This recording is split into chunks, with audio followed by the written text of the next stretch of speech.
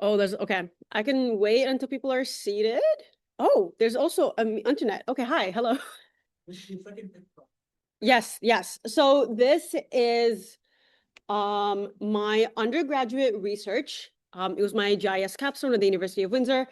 And then I was going to move on to some of the research that I'm doing here at the University of Waterloo. This research was in part with the National Urban Park Hub and the Center for Cities out of the University of Windsor Law School.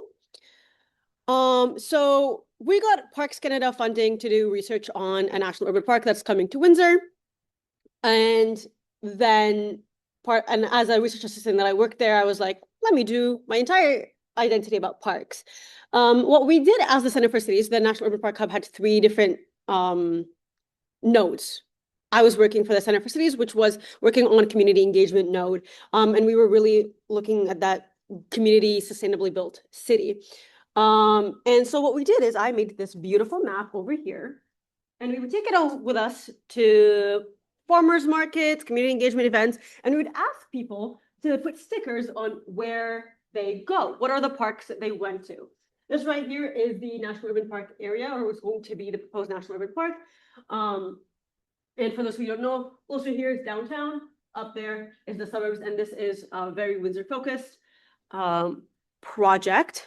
And the community regional parks in Windsor are about 3.25 hectares per 1,000 Windsor resident, which is in line with the World Health Organization's guidelines of like park space to per person.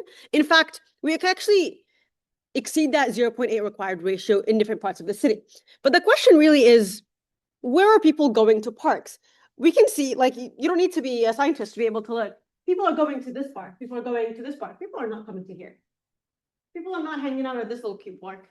So we're trying to understand where they're going and why they're going there, in part so that we can provide people better parks.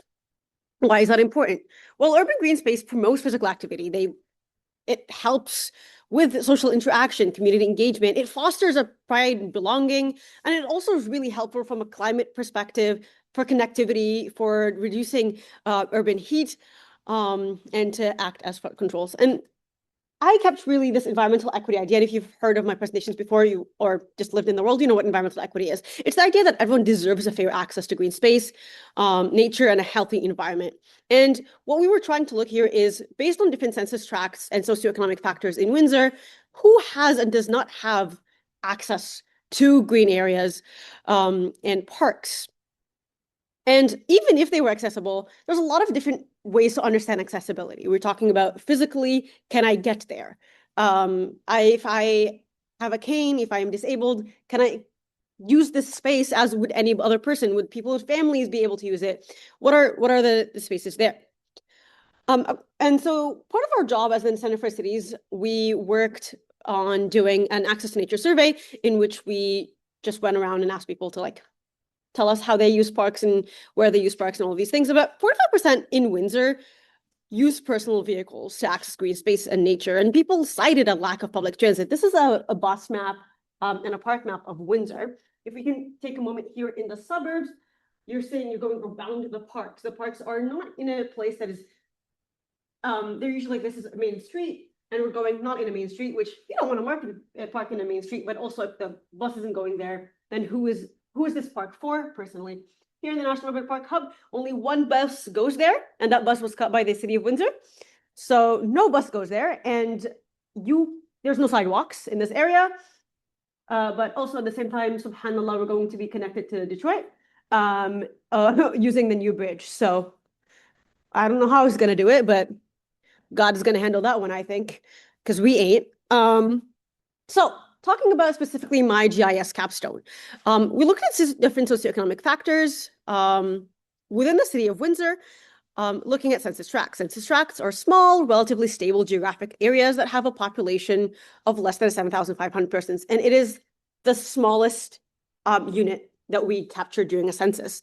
And our definition of parks or green space, the arrow is a little bit messed up there, but looking at publicly accessible parks, golf courses, trails, and conservation areas within the city of Windsor. If you have a blob next to your house that is green and has a lot of trees on it, but it's just a blob and somebody privately owns it, Yes, I can access it online, access it by myself.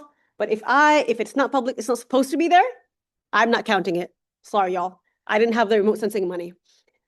So some of the data that we looked at age, three different blocks: youth, middle-aged, and old people. We looked at income, median after tax in dollars, and we looked at the post-secondary education level in percentages and immigration status in percentages. And we looked at census data from Stats Canada. Some of the statistical analysis that we did was threefold. One, we asked the question, are there green spaces in Windsor clustered? We pulled it through into global Morans, which it's a measure that's going to give me a +1 or a -1. +1 means very clustered, -1 means spatial, like very all over the place, or like somewhere in the middle. A 0 is that there's no pattern to it. And then after we answered the question, if they're going to be clustered or not, we moved on to see what are the patterns in these clusters, and are they patterned in a way that is dependent to socioeconomic factors. And then lastly, we looked at that relationship between socioeconomic factors and green spaces. Is it going to be like a 1-for-1? What kind of linear regression or a line that we're going to be looking at? So the way we did it, this is a recreation of a model builder flowchart, because my model builder flowchart was so ugly, it should not have been shown to anybody in the world. And so we started with parks, polygons, and census tracts, and we joined them. We moved on to be able to make those k-means clustering using the socioeconomic factor tables that we received. I had a little bit of an issue joining the actual geographical census data, the boundary that we were talking about, and the correlated socioeconomic factors, because I downloaded the data from 2 different things, and ArcGIS just wouldn't, like, kept removing some of the decimals that I needed. So that was a nice night that I had. But we looking at some of the answers to our question. This is one of my favorite maps that I've ever made, and this map is a percentage of green space per census tract in Windsor. Here's a national urban park that was coming. It clearly has a high percentage of green space, and we have this area here, which is quite industrial, no green space. And we have areas here near downtown that have a medium green space. And our Morans index, i.e. our spatial clustering, was saying that we have a strong spatial clustering, i.e. some people just don't have access to parks in the same way. And it makes sense. I mean, it makes sense in some ways, because how do we build cities? We don't build cities pre-planned, they just come on to be. And I looked at the population density of the city. This area here is pretty buzzing suburbia. This area here is pretty downtowny, i.e. has, I guess, a high population density. Area here near the National Urban Park, not a lot of people living there. And so what we did is we added our percentage of green space and our population density to make this really nice map. Areas that are more blue have high percentage of green space but low population density. And areas with orange have high population density and low green space. Here we have also another, in the suburbs, large percentage of green space with not that much population density. In the green, we have what we were aiming for, population density and high percentage of green space. That is what we want to see everywhere in the city. Same logic. We went around for median after-tax income. Are we looking at rich people? Do they have access to more parks? Yes. But also, I guess not. Serious people in the downtown, lower income areas do still have access to green space, which is good. But at the same time, we have a lot of rich people in the suburbs that have access to green space that, if we remember, not a lot of people there. So you're rich, not a lot of people are using it, and a lot of green space. That doesn't sound very fair. And I think this is a very important concept in urban planning, is that people in the downtown are paying for the suburbs, because higher people there means higher people paying property taxes, and more property taxes means more money. The suburbs have less people, have more, like, they have bigger spaces. So you are paying less property taxes. Not less property taxes, but like the amount of people paying property taxes is less. So this is just really quick maps about where the immigration clustering is in Windsor, obviously downtown, but also a fair amount here in the suburbs as well. Similarly, we have a lot of old people up in the side over here. This is where the people who are old usually live. And this is the area that is mostly quite wealthy in Windsor, and keeps electing our bad mayor.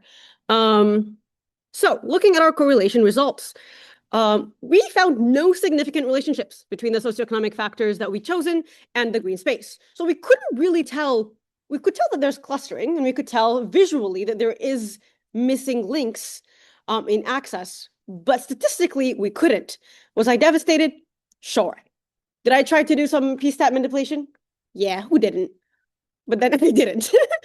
But we still are able to see that people who are older were able to access green spaces a little bit more than other people, but it's still like not hella statistically significant for me to say it. But it is something that we were able to see that older, wealthier people had more access to green space in Windsor. So what we also learned is that 93.2% of the city is urbanized. 93.2% of the city is urbanized. It means that even though we are exceeding our per hectare or per person ability of green space, that doesn't really mean much, especially because it's unequal in access, especially because we saw those inequalities and because we still are lacking so much green space. And they're not equally distributed. And some of the work that we could be doing is looking at other socioeconomic factors that we are considering, and understanding better which parks are people going to and why. If your people remember those big blobs at the beginning of the presentation, well, why are you going there? Well, some of them are big community parks. Some of them are worth the drive. Some of them are really naturalized areas that you people wanted to go to. Some of them had big basketball courts or baseball courts, right? So as a person, would I want to go to a smaller park next to my house by walking, or would I rather get on it for a 10-minute car ride and get to a better park? And we also looked at that suburbs or retirement friendly areas have more parks, while youth and middle age groups live in areas with less green spaces, and more clustering of people and higher densities. So looking at park planning, this started from a national perspective. They wanted more urban parks, right? But that didn't go all the way down to municipalities. There is that distinct federal policy, provincial policy, and municipal policy, and they're not all meshing together to get people what we want. And so we must all align on that, and identify priority areas that need socioeconomic factors. So bringing that knowledge, I came to the University of Waterloo, and I talked a little bit about the suburbs, right? A couple of points here. One, what are the how are parks created? One, you can have a new subdivision. And as a developer, I have to give you either parkland, a slot of my land that I have purchased, give it to you as a gift to the world for you to have a park in it, or I can give you as the municipality money. The money can go into a trust fund that I could use to purchase a park wherever I want. That's really cool if I can purchase a park wherever I want. And by the time that it takes me to keep getting that money, that the park doesn't cost $1 million. And if I'm doing that, then we have to identify priority areas so that we all have equal access. But if I am using parkland in each subdivision, if I'm taking the land that you've given me in each subdivision in the suburbs, well, what is that going to do for my community? Is that good? Is that bad? I don't know if any of you have lived in the suburb or lived in places with low density, but you can't walk much places. The only place that you are more guaranteed to be able to walk to is a school, maybe, or next to a school. Most of the time is where you're going to find parks. So my thesis or my hypothesis for my master's is to understand the role of parks in making communities in the suburbs.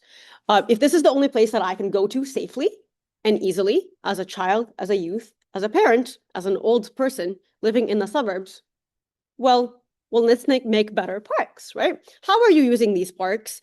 And where are you using these parks? I want to make a quick note that we are, like, before you were able to walk safely about the length of this place. And now, really, if you look at the sun over here, he can't walk much places in a way that's safe. And, I remember when we were kids, you could go play out in the street. It's more safe. You don't see that very much nowadays. And I would often have to drop my sister off to school, to soccer practice. But if my sister could go pick up play basketball next to our house, well, nobody needs to drive her anywhere, and I don't need to pay $1 million for her to go play hockey with somebody, right? Like, once we have those parks as amenities, then we actually provide so many different types of equalities and community that like this couldn't be unimaginable. And talking a little bit about from a planning perspective, there used to be a thing called a garden suburb or a garden city. And right around the industrial age, we were like, we're not seeing a lot of trees. So we started making garden cities and garden suburbs, which have different configurations. For example, right here, there's a park right in the middle, or you can have it right, the backyards are back into it, or as a little sphere in the middle. And a garden city or garden suburb have three magnets, right? It's like, it's not a town, it's not a country, it's far away from the city, it's nice, and also it's close enough to the city that I can go, and I could still see nature. In Kitchener, for example, we use, I think Kitchener takes 4% of cash in lieu. So if you are a developer and you're trying to build something in Kitchener, a new subdivision, that may or may not look like this, which my argument is to bring back garden suburbs. We usually take 4%, and part of my work is to analyze what each city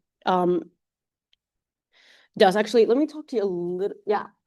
So this is a very personal project for me because of the way that I grew up. This is where I live in Windsor. And during my grad research, I was looking at Windsor and other mid-sized cities, including Kitchener-Waterloo area. This is where I live. This is a school. Right next to school is a big park. On the other side of this, basically the same distance walking to the park or coming all the way over here. And nobody's going to the McDonald's. Nobody's going to the little store right here. You know why? Because this is a major road. Because this walk feels tenuous versus walking there. Often people just go across the train tracks, which is not very dangerous. So people hang out at the park. Sure, how can we make it better? How can we make it also connected to other parts of the city? There's three different classifications of suburbs, quite hard, depending on where you are. Some of them are identified by their transitability, i.e., are they an auto suburb? Are they a transit suburb? Are they none of the above? Or are they just a walking suburb? Sometimes also depend by how old they are. Are they an inner suburb, a middle suburb, or not? In Windsor, boop, boop, boop, boop. These are outer suburbs. These are inner suburbs. Because these are newer suburbs and we are obviously expanding. So seeing how each suburb differs in their ability to have parks and equal access. Because in the suburbs, we have a lack of neutral zones, and obviously, there's no easily, like, even when we're saying you can get to the park safely, you're crossing a street. You're crossing a couple of streets. So how can you do that as a kid? And the suburbs aren't going anywhere. This is really important. Places that are core-centric, places that have single-family houses with their gigantic backyards, they're not going anywhere. That is not the North American culture, and that is not doable because they already exist, right? Like, sure, let's not build more, but you can't bulldoze the ones that already exist. And some people want to live in those places, and as a planner, I can't dictate where they live and where they cannot live. But my job is to make it better the places that they already are. I want to make sure that there's safety, that there's independence, and there's accessibility to green space, and to allow exploration, especially for young children or adults. You will often see, and I need you to imagine this. This is the world that we're trying to build, or this is the world that kind of already exists, right? There's a school that's 5 minutes away walking. The kids go walk there together. Or I have a young sister and I'm walking with her and I'm seeing my friend and we're walking. My mom and somebody else's mom are talking to each other during school pickup, drop off. They agree to meet at the park later. And then at the park, they see an auntie. Oh, she's somebody's mom. They live together because now we're going back into that multi-generational housing, especially for communities that look like us. And now we're all hanging out at the park. And now we didn't mean it. This is similar to how you see your friend at the SLC and you just hang out there. This is the community that exists in parks. And that's fundamentally because of the schools. That's because of the communities that are near it, right? So we need to bring that back. And to a certain degree, you need to bring back the your kid in grade 3 should be able to go to school and hang out with their friends at the park next door, play basketball and come back, and you're sure that they're safe, because that also gives them as children a large portion of independence, a large portion of healthy dose of growing up. Like, as if you're a teenager and you're trying to go to places, well, you don't want to take your parents take you everywhere. I'll just stop asking. I want to be able to do things on my own schedule. And when we do that, we build better communities. And parks, these are just a couple examples, not in North America, but these are some of the parks that we could have. We could have place-making parks, because a lot of times in our world, our parks is just grass. Our parks is maybe grass and 2 benches. And sure, sometimes that's the space that I can give you. I can give you no park, or I can give you a park with 2 benches. I would like to study. So first part is looking at 3 mid-sized cities and seeing where their parks is, doing some of the work that I did in my undergrad in figuring out, well, where are the parks? What is that equality there in access? And secondly, how can we fix this? So part of that is qualitative survey research, understanding how people, like asking people, well, how do you get to the park? Where did you go to the park? Who would you like to go do at the park? What are you willing to do to go see a park, right? Are you willing to drive? Are you willing to walk? And the second part of that is working with municipalities and asking them and looking at their park planning policies. Where are you holding your parks? When somebody's building a new subdivision, what are you willing to do? How much are you getting? And right now, if you ask a person who works at a municipality, how do you decide where a park should go and should not go? Some smaller municipalities say, well, we always take cash and lieu, and this is a problem we can figure out later. Some say depends. Well, that's not good enough for me. Depends is not good enough for me. So what I'm working towards is creating an index that is able to qualitatively or quantitatively, I guess, figuring out, well, where do we need more parks?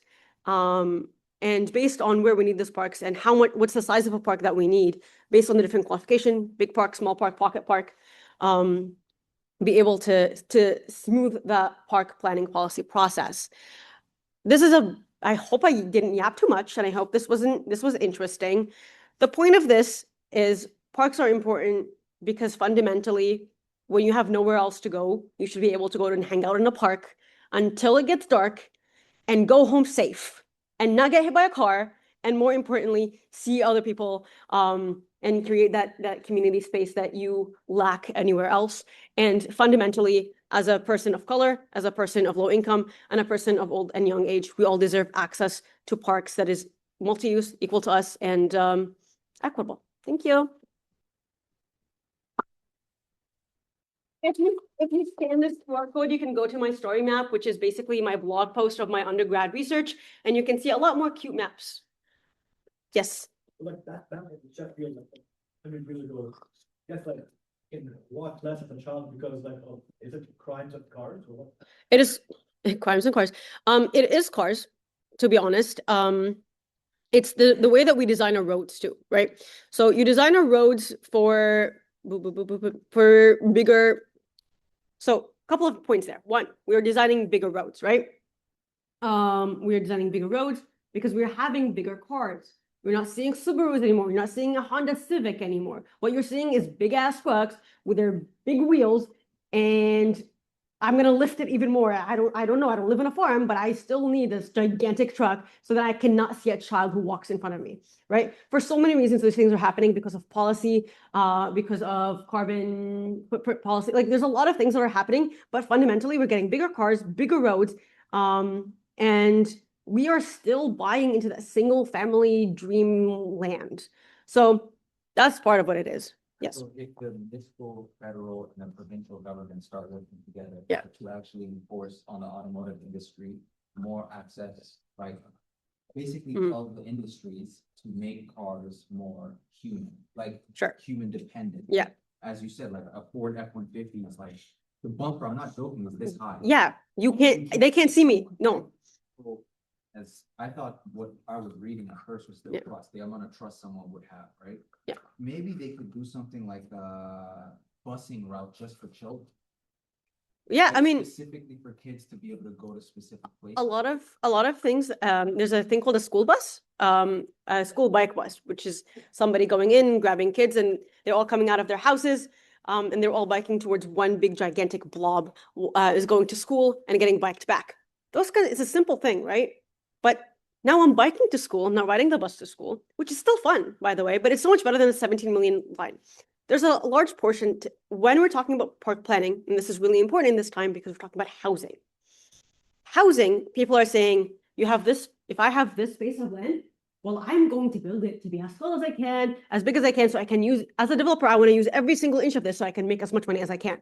As a municipality, I want to build as much of this so I can say, look, I met my housing goal. And as a person, I want more housing. But what we're forgetting here is that you still need amenities. You still need a place to live. So how can we, so yeah, we need to, national urban parks and other park programs need to work with municipalities to figure out where to put those parks in a way that is effective to the way the community uses it. But secondly, housing markets need to understand and implement parks as part of that. So like, it is you might think that like, well, we'll just put a park there. Well, okay, sure. What does a park look like for this community? One, B, what's the size? C, can I afford it? Like, it's such a bigger issue than people kind of realize. I'm gonna go here and then maybe come back. Yeah. I was wondering if the relation was between like places with dense like on-house Yeah. activities and parks. Yeah. And whether that also deters municipalities from developing parks so that those communities like would loiter like. quote, Yeah. unquote, So right around these areas here is what I would say largely where our own house population was in Windsor. And right around in this area, I would say like there used to be pretty big encampments. We don't see much of loitering in parks, but mostly you see it on the street, I think. And here's what you're seeing, right? I'm not building anything more here. No parks are coming to this area. This area doesn't have a single park. Too bad for this area. This area is not getting any more parks. What we're getting here is big ass parks here. This area is called Southwood Lakes. Everywhere you go, there's a lake and a park. It's insane. But here, it doesn't matter. You have the river, go deal with it. So there is that inequality too, because even if you're having a park here, well, what does a park here have that a park here doesn't have? What amenities am I having here that I don't have here? Yes. So you talked about like improving coverage, which I think is like very important. But I guess like another question would be, like oftentimes we do get new parks, but they're, you know, at best useless, at worst, like because they're not in anyone's way, they're kind of like a good place for like delinquency crime, right? There's definitely like those parks that you guys I would not walk here at night. Yeah. And there's other parks where you would because it's actually like conveniently located to where like naturally would go. Exactly. Yeah. So like what would you say is like a solution or something municipalities should consider to invest? Well, I think just a message to anybody who works with the city of Waterloo, anybody knows anybody, gonna have some lights up in here. I think here's the thing. When we're talking about multi-use parks, as a person, and people could have different opinions on this, but as a person, if a park naturally stops getting used at night because it's not lit, because there's nothing to do at night, which is a problem, I think we need to have more placemaking opportunities in parks, and nobody's using it, well, no, go sleep there. No, go sleep there. If you have nowhere to sleep, go sleep there. Yeah, go sleep. Like, if you literally have nowhere else to go and nobody's using this like place, no, go sleep there. See if I care. Or worse, now the 30 people at midnight to check. Right, right. And this is not okay. But this also happens in that people feel a sense of, this is a larger issue in our society in that we feel like, oh no, homeless, I gotta go run away. Like, this is insane, right? So I think this is another connected issue in terms of equity, in terms of access. And we have to remember that people who are homeless, who are suffering, who are going through things or like using drugs, whatever, they still have the same right as you and I to have access to nature, to use this area. So some parks are not being used properly. And this is where I think we have opportunities to do placemaking, to make it better. Even a small park can do a lot. Even a small park could be a nice place for us to hang out and go. But I think we need to start thinking a little bit more about what a park means and what we can do with those small spaces.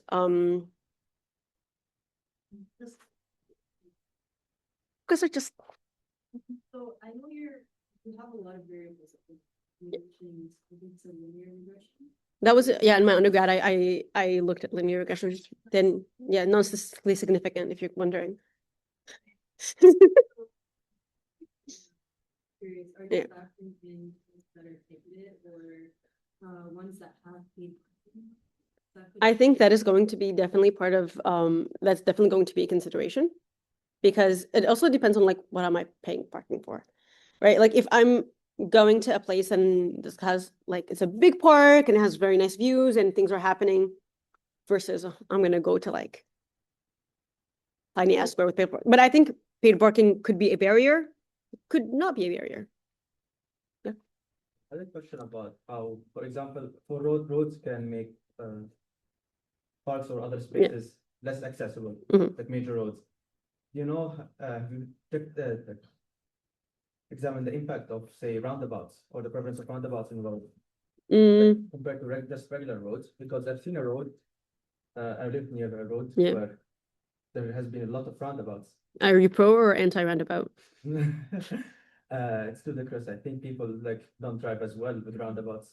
Like I'm pro with roundabouts with drivers, but Yeah, there's not a lot of roundabouts in this country, and I actually am a little bit pro roundabout, but I have not looked at what it means for a park. Yes, Queen? About place. Mhm. Go ahead. Yeah. You talked about placemaking. Have you thought of strategies where municipalities are collaborating with school districts to Mm. better use of the school related parks?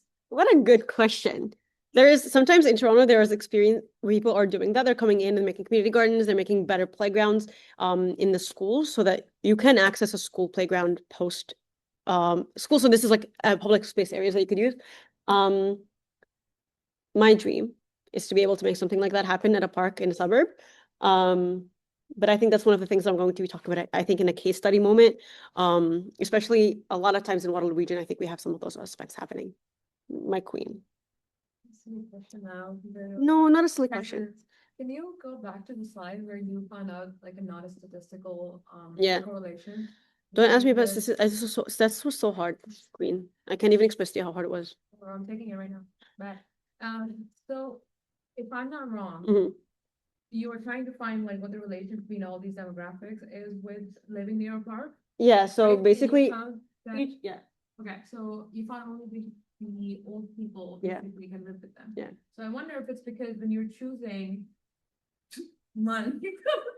Sorry, it's because when you're choosing to live somewhere, because you choose to live where your job is. Basically, having a job relationship like very closely linked. Ooh, Or yeah. where maybe your kid's school is, right? As opposed, and I think Maybe that's if the yeah. question. It makes sense why the old people are the only ones, because they can choose to attract away from jobs and schools. That's a good idea, but I don't feel like that's in a suburban community. I don't think that's effective anymore because I think we're doing commuting too much. But and also I'm getting somebody like standing, so I'm thinking I gotta shut up. But I think that would have been a good idea. Yes. Sure, go. Sorry. Can you explain it? Can I explain it? Okay. Okay, beautiful question. Can I walk you through some, okay. So I put these in ArcGIS through there and it was not doing good. So I thought to myself, let's Excel sheet it. Didn't work. I said, you know, the problem is not with the data. It's not with the factors. It's with Excel. So I did this in Python. So for each of these, it's a relationship between the population density. Yeah, no, it's okay. So where is it? Okay. So this told us we're clustering. Here, I went through, so the idea was that here, each socioeconomic factor would get paired up with a green space, like the green space, and seeing how each of them react. And then if here, doing a linear regression, saying all of them together versus green space, didn't work. That's all you gotta work. I'm sensing that you. Wait. Yes, firstly, we did it one by one to green space. Then we did them all together for green space in a linear regression. What are those values again? These ones Great question. I'm thinking is that Yeah. there might be like, I did low-key did try to do nonlinear regression. oh, linear, this makes it better. I did linear, right? And then it didn't do much. And then I was like, maybe there is confounding factors. And then it was also like also shit. So like I think I chose the wrong socioeconomic factors. I also think part of that is people like I think this is the thing is like where do people choose to live? Yes, there is like a clustering of this is where the people who are like mixed income live, this is the people who are poor live. But fundamentally, sometimes you show up to a place and there's nowhere else for you to live, but in a certain place. So yeah. So I'm struggling to understand the numbers. nobody asked me what numbers. Yes, okay. So the Pearson correlation values. Oh no. If you're doing pairwise with all the variables, it's supposed to be a matrix, and what I'm saying that Oh, I can show you a matrix. Wait, hold up. You guys want to see a matrix? Look at a matrix. But what was in that table then? Yeah, yeah. There's two different statistical methods that were used. This is the matrix that you wanted to look at. This is the matrix. Look at the matrix. No, but the other one was that. This is also another thing that I have. These are the OLS results that I have, for example. You're looking about coefficient factors. Trick for you guys, always have extra things at the end so that if anybody asks you a question, you can pull it up. Yeah, sure. I would love to give you back. Yeah, there we go. That table was- Yeah. Sorry, I think he had a hand up for a hot minute, so sorry. I had a question. So Yeah. you used clustering, Mhm. whether there's a relationship, Yeah. and you tried using linear regression. Yeah. What was the, for my first question would be, what was the format of the raw data you used? Is it population, Ooh. person, address, and then Beautiful. Okay. So Sorry, guys. Okay. So the data came to me. Each was everything was this is in percentage, this is in dollars. And this was just census data, came from the Census Data Center from the University of Toronto. So then I just had the parks, right? And then I just had Stats Canada boundary. So this is just like cultivated census data that I made into percentages. but you only have percentages? That Yeah. you don't, I was thinking of training, say, a neural network to predict whether each person has access to a park or not. So this is not a network analysis issue. This is just as genuinely like, is there a park in your census tract? Yes or no? A network analysis would have been really cool to do. It would have taken me more than the 8 months that I had to be able to do it. No, I'm saying in neural network. Like it's a different kind of machine learning. That's a The- statistical tool. Straight up, no machine learning up in here. Straight up, I did this by myself. I'm not anti using machine learning. It just it's just stats. Yeah, this is just stats. No, I mean, machine learning is stats. Right. No, it's just like it was outside of the scope. They're like, shit is an idiot. Okay, we can just wrap up if you want. We can talk later. Okay, what's up? I think there's a topic, I think you talked about it a little bit. Yeah. So like as a developer, you want to maximize, yeah, I mean like basically like. Yeah. Like money or like number of units. Yeah. And like you say, you want like green spaces. Yeah. Thinking there, like instead of like value, like say money from each tract, how about like the developer, even if they're in the city, you would get a very valuable land, give like a percentage of like that land. Yeah, so there's two ways for you to get, as a municipal, when you're building something, there's two ways for you. Legally, you are required by law, from the provincial government, to dedicate parkland space. There's two ways for you to do it. You give me a space, or you give me money. Each city decides how much money per the space that you're building on. So the question is, which way is better?